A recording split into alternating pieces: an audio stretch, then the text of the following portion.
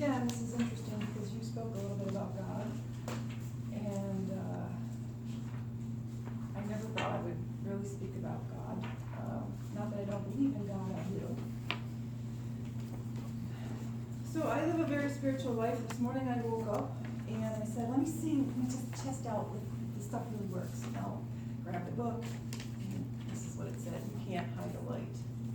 Right, so Thank you. I don't know if I would have chosen this topic had Stacy not asked me to speak last week, and then Jerry said, you want to talk about the shadow, which is something I know a lot about. So I learned about the shadow from Debbie Ford, who is a Hay House author, and she wrote The Dark Side of the Legislators. And it's a book that I recommend everyone read it, but Debbie Ford has passed away, but the book is about addiction. So I had an eating disorder, and I read the book and it changed my life. I've given the book to people who are alcoholics, drug addicts. It's amazing. But Debbie talks about the shadow, and the shadow represents the darkest secrets, the darkest parts of us, the secrets, the dangerous things, hiding, anything that we don't want someone else to know.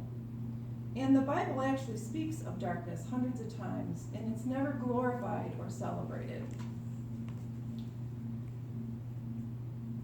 In John 8:12, Christ proclaims that I am the light of the world, and bringing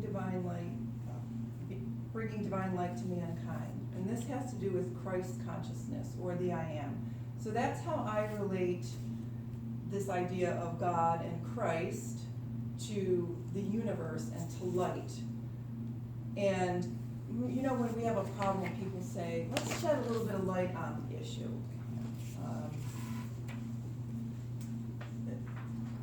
We try to raise our awareness or become more conscious of our blind spots. And so I put a picture of a person here with a shadow, and the front of this picture is like, it's the part that we show to people, right? I'm dressed nicely today, and I have all these degrees, and I've done all these things, right? But what's behind there? What's the dark part, right? And in order for the light to shine through us, we need to become transparent to get rid of the shadow. So the shadow is an opportunity. The worst parts of ourselves, the things that we deny, are the things that we really want to look at. And I'm going to give you 3 ways to look at them at the end of my talk. But I want to share a little story about my own darkness. And so I grew up, I will tell you just from the very beginning, I grew up an abused child, severely abused from age 3 until I was 16 or 17, sexually abused by a priest. That's why I did my job. I was a sex abuse investigator. I loved it. I loved working with those children. They told me everything. I knew the inside and the outside of everything that every person in that case was going to tell me. I could feel it. But having gone through that kind of experience, not being able to tell my parents or to tell anyone or to tell the church or to be believed really had me going a little crazy. So when we hide things that we don't want someone to see, other behaviors have to come out, like spending, eating, drinking, being emotionally unavailable. I mean, you name it, anything that you do, you know.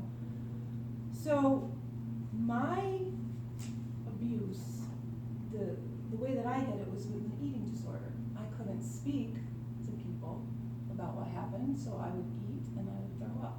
And I would eat and I would throw up. And then when I was tired with that, I just wouldn't eat because I couldn't handle it anymore. So I couldn't handle any more information, any more thoughts, nothing.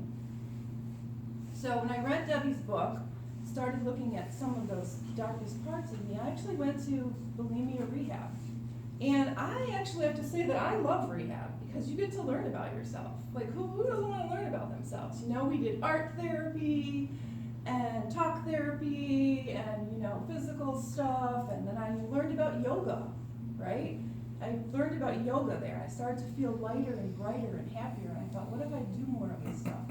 What if I let the dark parts of myself go and feel better and brighter and happier? How would my life shift and change? And I can tell you, it's magical. I started doing everything I always wanted to do. And if I died today, I would be completely happy. So light is one of the most universal and fundamental symbols. You know, light is the spiritual and divine, the illumination and intelligence, and it's the source of goodness and ultimate reality. So I'm a light worker. I can use my hands to heal people. That's one of my, I tell people that all the time. People know that about me around the world though. So key number 1, you have to know your dark parts, the things you're hiding. You don't have to tell them to everybody, but you have to know what they are. And they are the things you need to be releasing so a new opportunity or way of being can come to you, so that you can feel lighter and brighter. I've actually worked with people who were overweight that once they told me their deepest, darkest stuff, they felt lighter, they started to lose weight, they felt better. Key number 2, if you don't know your own dark parts, what would your ex say? And if you don't have an ex, you know, ask a parent or somebody, a good friend, you know, somebody that will tell you the truth, okay? And then be open to it. And the way to be open to it is to say, isn't that interesting? You know, at my job or when I have my own problems, I always say, isn't that interesting? It shifts the whole perspective. And then number 3, look at your deepest, darkest secret, something that nobody knows about you. You don't have to tell anybody, just imagine how you might feel once you shed some light on it. And look at where did it come from.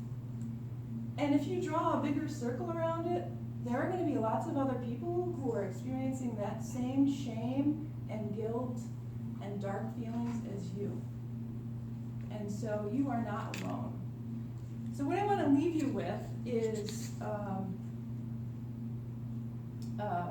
I was part of an international best-selling book launch, and there's an inspirational trailer on YouTube, and you can go to tinyurl.com, MJ Shadow Video.